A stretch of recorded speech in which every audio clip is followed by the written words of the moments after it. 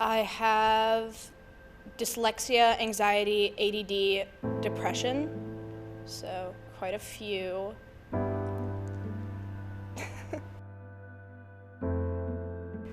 Anxiety, social anxiety, PTSD, OCD, ADD, major depressive disorder, and I've like struggled with like disordered eating, so not like an official eating disorder, but like just, yeah. I have an anxiety disorder and gender dysphoria, and then a bunch of other things that we're working to get diagnosed, but aren't diagnosed yet.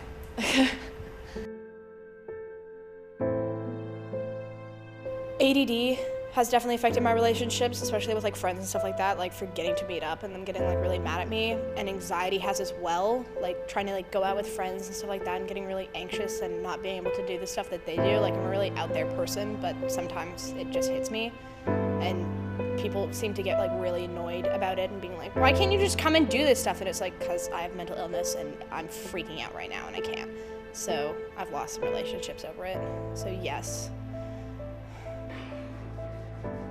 I think, well, first being in an art school just helps with that in general because you learn more as you go, and I think one of the big ones for me is like singing and playing ukulele or guitar, depending on what I'm doing, and also just like designing stuff and expressing myself that way.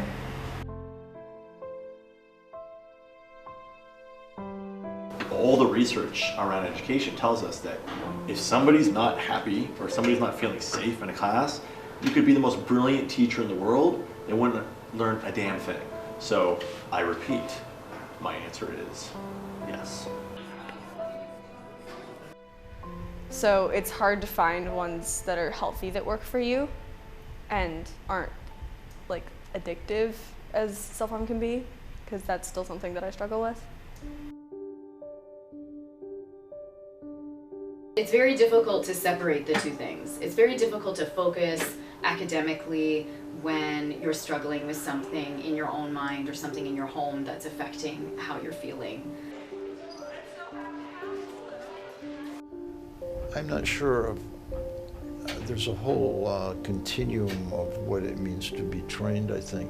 Just to be a caring adult and so that students know you're someone who isn't only interested in math or science or dance, or like that you actually are interested in who the students are. That's a big help. Yes, I do. How I started coming out about my mental illness was coming out to my friends instead of family, because I was scared of the judgment about my family, but not about my friends. It's hard to say. I mean, I'm a big believer that social media and phone use is having an effect on student mental health. It's a very complex coming together of a lot of factors. But as somebody who's been teaching for 16 years, and I've seen the before smartphones hit the scene to now, I've seen a lot of changes. I've seen students that I feel students seem to be more, funnily enough, you've got all the social media, I feel people are more isolated than ever. I think social media like helps and hinders my mental state because it can be addicting, and there's like, it can cause me to compare myself to people or to, you know, think that like, oh, these people have so many friends, they're so much better at me than like things that I like to do and like stuff like that. But it also helps because like even as someone with social anxiety, but even some people that don't have it, like I've made so many close friends through social media that I would have never made otherwise, and I would never like trade that for anything.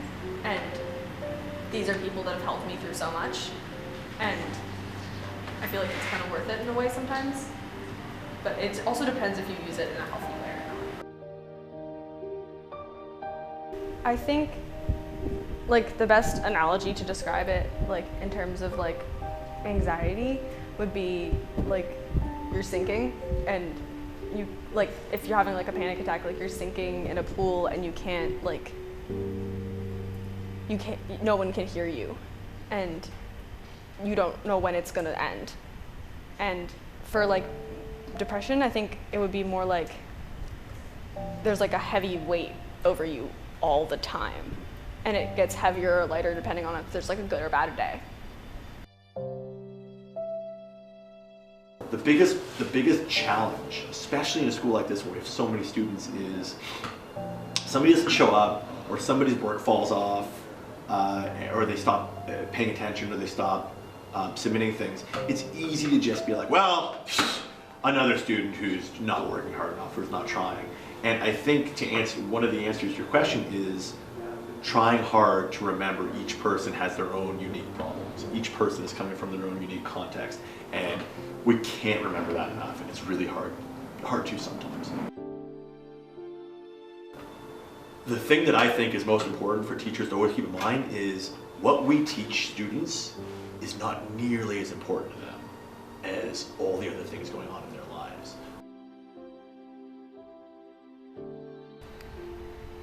Like, a mental health challenge is kind of like completely blocks everything else in your life, because, yeah, like I said, you can't get rid of your brain or make it stop thinking. So, yeah, it's like a big wall stopping you from doing things.